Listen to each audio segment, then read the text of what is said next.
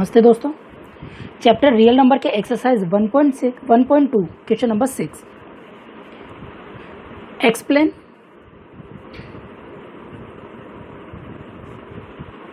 Y 7 × 11 × 13 + 13 and 7 × 6 × 5 × 4 × 3 × 2 × 1 + 5 are composite numbers.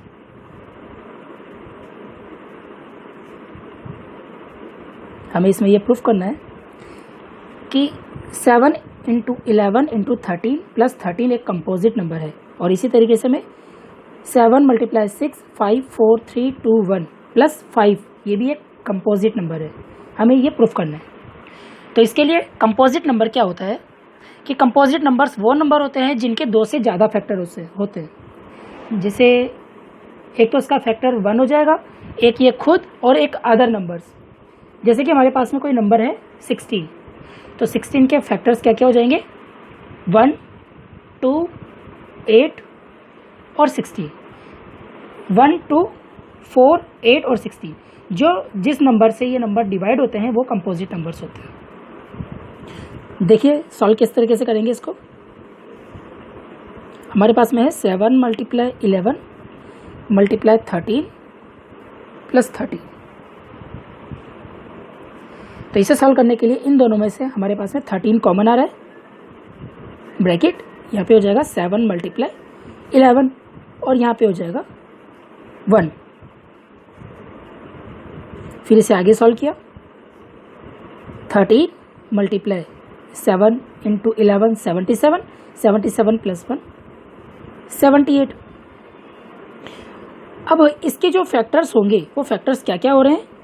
एक तो इसका फैक्टर 13 आ रहा है, एक यहाँ पे 78 है, एक 1 होगा और एक इन दोनों से मल्टीप्लाई करने पे जो नंबर बनेगा वो होगा। तो इसके 2 से ज़्यादा इसके फैक्टर्स हो रहे हैं, तो ये आपका एक कंपोजिट नंबर हो जाएगा। ऐसे ही these numbers are composite number।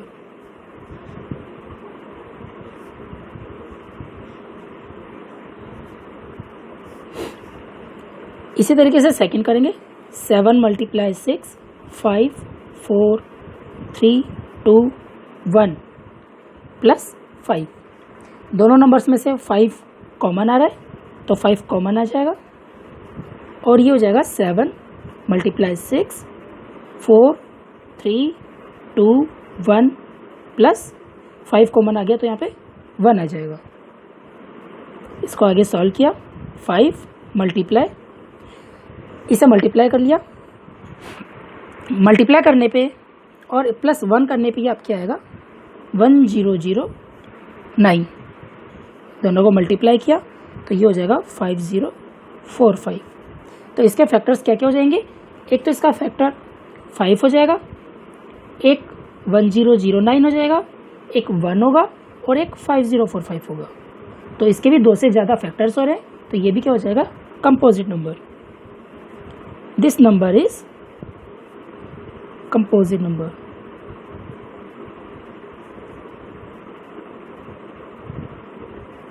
क्योंकि इनके फैक्टर्स आपके 2 से ज़्यादा आ रहे हैं, इसलिए ये कंपोजिट नंबर्स हैं। इसके बाद में क्वेश्चन नंबर 7 और एक्सरसाइज 1.2 का लास्ट क्वेश्चन है। There is a circular path around a sports field. Sonia takes 18 minutes to drive 1 round of the field, while Ravi takes 12 minutes for the same. Suppose they both start at the same point and at the same time and go in the same direction. After how many times will they meet again at the starting point?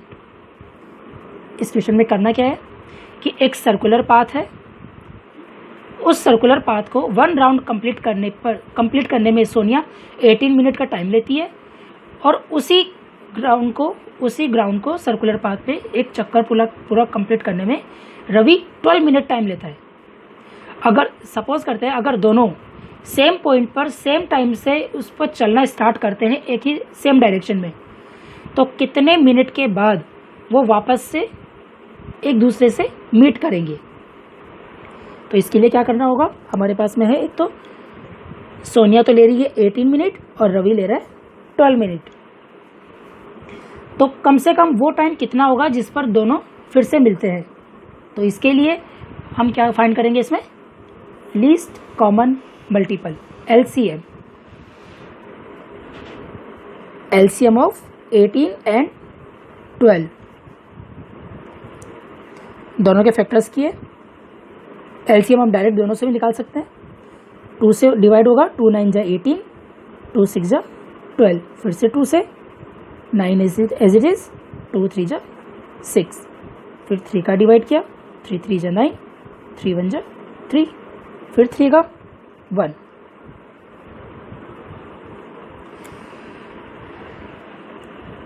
LCM equal to, इनको multiply कर लिया, 2 multiply 2 multiply 3 multiply 3, 3 3 जा 9, 9 2 जा 18, 18 2 जा 36।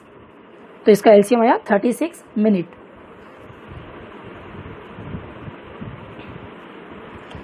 तो इसका answer क्या हो जाएगा, they meet again at the starting point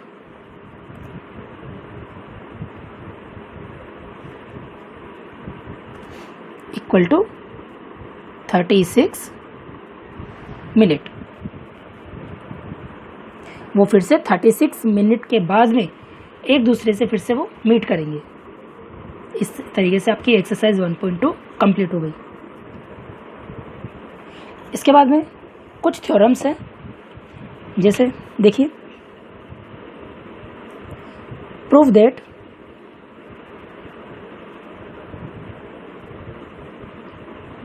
√2 is irrational. अब हमें यह प्रूफ करना है कि √2 एक इरेशनल नंबर होता है। कैसे? तो इसके लिए सबसे पहले इरेशनल प्रूफ करने के लिए सबसे पहले हम मानेंगे कि √2 एक रेशनल नंबर होता है।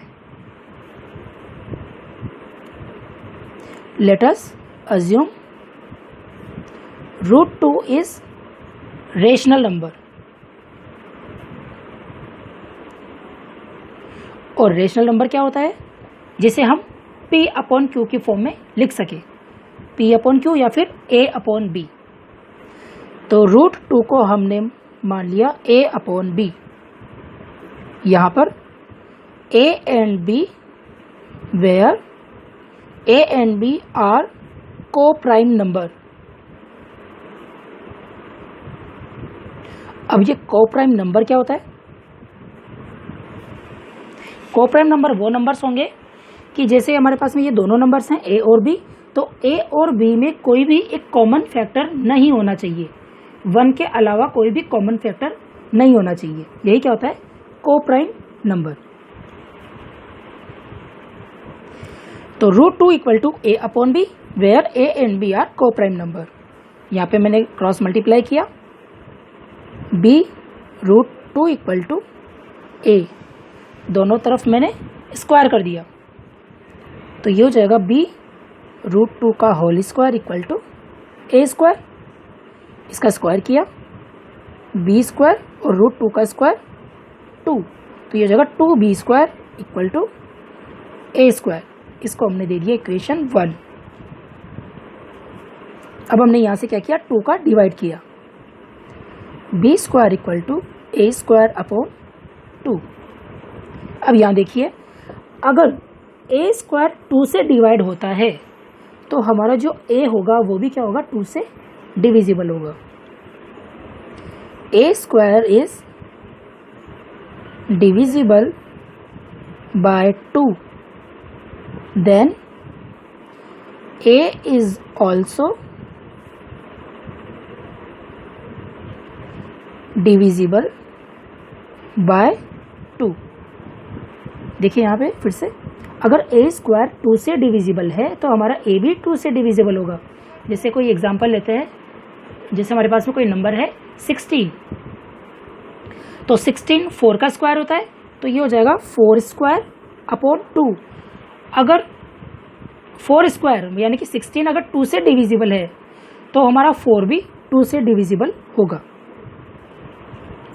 इसके आगे अगर a स्क्वायर 2 से डिविजिबल है तो a भी हमारा 2 से डिविजिबल होगा।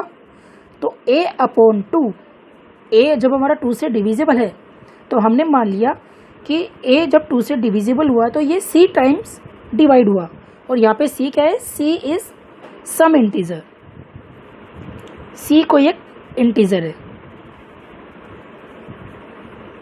तो इससे भी क्रॉस मल्टीप्लाई किया तो a इक्वल टू 2c हो जाएगा, दोनों तरफ स्क्वायर कर दिया तो a square equal to 2c का square,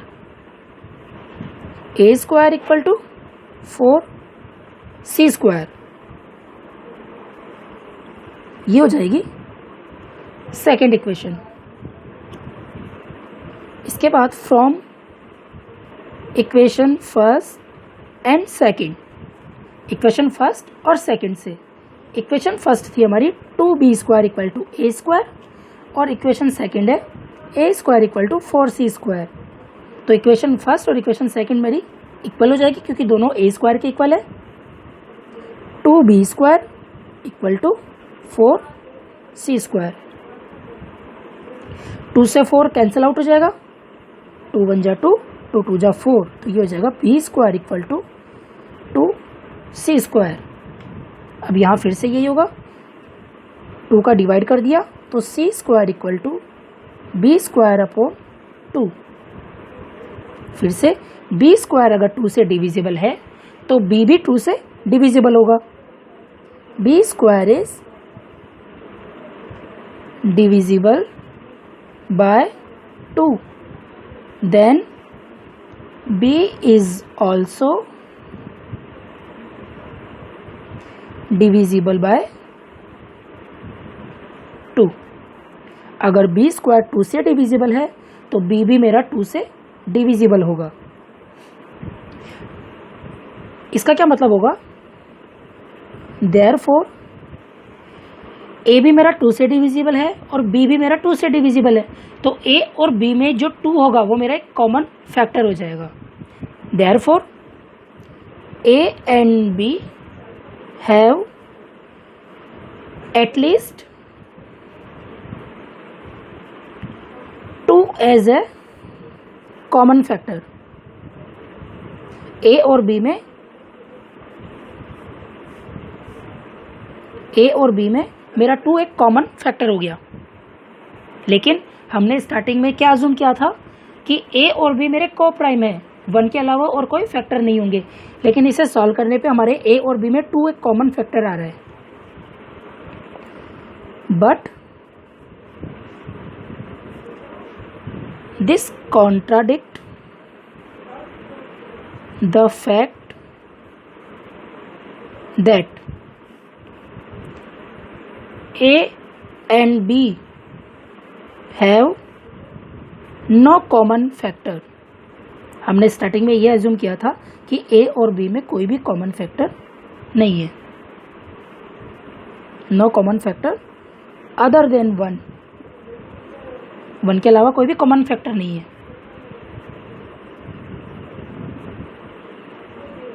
this contradiction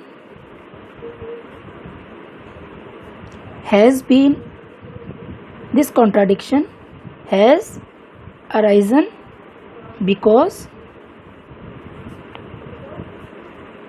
we assume, ऐसा क्यों हुआ, क्योंकि हमने √2 को एक इरेशनल नंबर माना, √2 को हमने एक रेशनल नंबर माना था, इस वजह से ऐसा हुआ।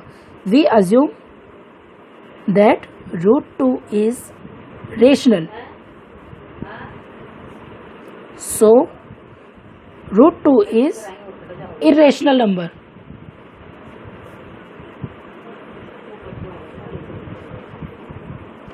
इस तरीके से हमारा ये प्रूफ हो गया कि √2 एक इरेशनल नंबर होता है। सेम इसी तरीके से हम बाकी और भी प्रूफ कर सकते हैं। √3 इज इरेशनल, √5 भी प्रूफ कर सकते हैं, और √7 भी इसी तरीके से हम प्रूफ कर सकते हैं। ऐसा ही एक एग्जांपल और करते हैं।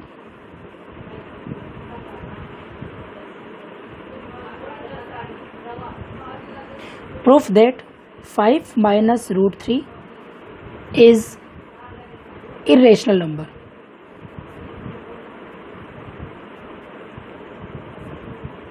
अब ये किस तरीके से प्रूफ करना है इसको देखो। हम जानते हैं सबसे पहले तो हम क्या करेंगे, 5 माइनस √3 को हम एक रेशनल नंबर मानेंगे। Let us assume 5 minus √3 is rational. और रेशनल नंबर क्या होता है, जिसे हम a/b की फॉर्म में लिख सके। तो 5 माइनस √3 इक्वल टू a/b। अब यहाँ हमें क्या करना है, इस इक्वेशन को हमें इस तरीके से अरेंज करना है कि √3 या तो हमारे LHS पार्ट में आ जाए या RHS पार्ट में रह जाए। ओनली √3 एक ही तरफ रहना चाहिए, बाकी और सारे नंबर्स अदर साइड हो जाए। तो मैं a/b को तो मैं LHS में ले आता हूँ और √3 को RHS में ले जाता हूँ, तो मेरा √3 पॉजिटिव में हो जाएगा। 5 माइनस a/b इक्वल टू √3। यहाँ मैंने इसमें LCM ले लिया, तो ये मेरा हो जाएगा 5b minus a/b equal to √3। इससे क्या मुझे पता चला, इससे मुझे ये पता चला कि 5b माइनस a/b एक रेशनल नंबर है। लेकिन अगर ये मेरा LHS पार्ट अगर मेरे रेशनल नंबर होता है तो मेरा RHS पार्ट भी रेशनल नंबर होना चाहिए। लेकिन RHS पार्ट में मेरे आ रहा है √3, तो मेरा √3 भी क्या होना चाहिए, एक रेशनल नंबर होना चाहिए। लेकिन मुझे पता है कि √3 क्या है, एक इरेशनल नंबर। चलिए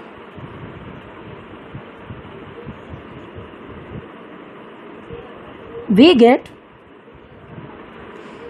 5b minus a/b is rational.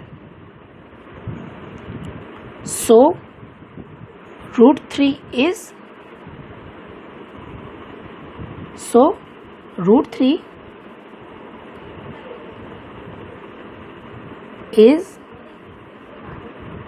Rational. अगर मेरा 5b माइनस a/b रेशनल है तो मेरा √3 भी क्या होना चाहिए, एक रेशनल नंबर होना चाहिए।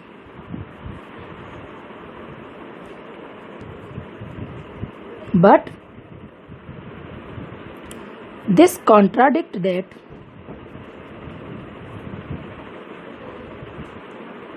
The fact that √3 is irrational. लेकिन हम जानते हैं कि √3 क्या होता है, एक इरेशनल नंबर होता है।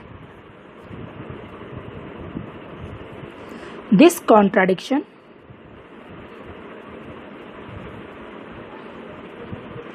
Has arisen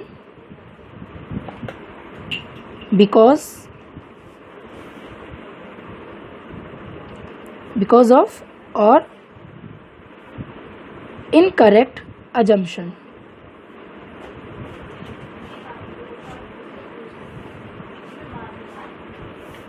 that 5 minus √3 is rational। ऐसा कॉन्ट्राडिक्शन क्यों हुआ, क्योंकि हमने 5 माइनस √3 को एक रेशनल नंबर माना था। सो 5 minus √3 is irrational, hence proved। इस तरीके से ये प्रूफ हो गया। इसी तरीके से एक्सरसाइज 1.3 में सभी क्वेश्चंस इसी तरीके के हैं, तो सारे क्वेश्चंस इसी तरीके से सॉल्व होंगे। कोई नया तरीका इसमें यूज़ नहीं होगा। जैसे जिस तरीके से हमने एग्जांपल्स किए हैं, सारे एग्जांपल्स इसी तरीके से होंगे और सारे क्वेश्चंस भी ऐसे ही होंगे। चलिए एक क्वेश्चन करते हैं। क्वेश्चन है हमारे पास, प्रूफ दैट 3 + 2√5 इज इरेशनल। ये भी इसी तरीके से सॉल्व होगा। सबसे पहले हम अज्यूम करेंगे, let us assume 3 plus 2 root 5 is rational number.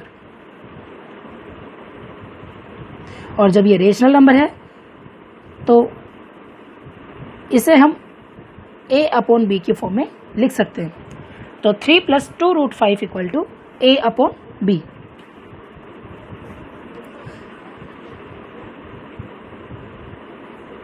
हमें यहाँ पे क्या रखना है, सिर्फ एक रेशनल जो रूट में है वही नंबर हमें यहाँ पे रखना है, बाकी और नंबर्स को हम RHS पार्ट में ले जाएंगे।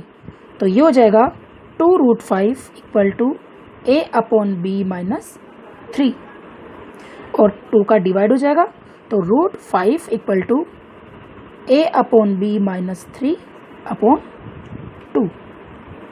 एलसीएम लेके सॉल्व किया तो root 5 equal to a minus 3b upon 2b, हमारे पास में ये नंबर आएगा। अब यहाँ देखिए RHS पार्ट में a minus 3b upon 2b एक रेशनल नंबर है तो रूट 5 भी एक रेशनल नंबर होना चाहिए। We get a minus 3b upon 2b is rational number. So root 5 is also rational number.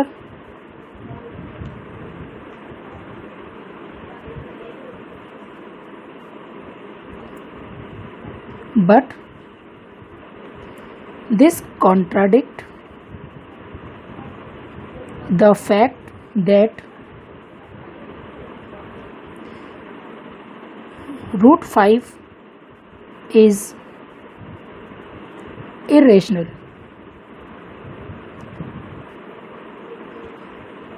a minus 3b upon 2b एक rational number है, इसलिए रूट 5 भी एक रेशनल नंबर होना चाहिए, लेकिन यह कॉन्ट्राडिक्ट है कि रूट 5 एक इरेशनल नंबर होता है। This contradiction has arisen because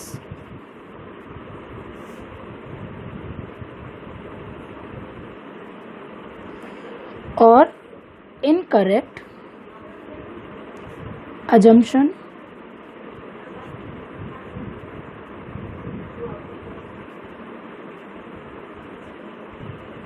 that 3 plus 2 root 5 is rational number. ऐसा क्यों हुआ? क्योंकि हमने एक गलत अजम्पशन माना था कि 3 plus 2 root 5 एक रेशनल नंबर है। सो 3 plus 2 root 5 is irrational number, इसलिए 3 plus 2 root 5 एक इरेशनल नंबर होता है। और बाकी क्वेश्चन सभी ऐसे ही सॉल्व होंगे। इसके बाद नेक्स्ट टॉपिक फिर हम नेक्स्ट क्लास में करेंगे। Thank you.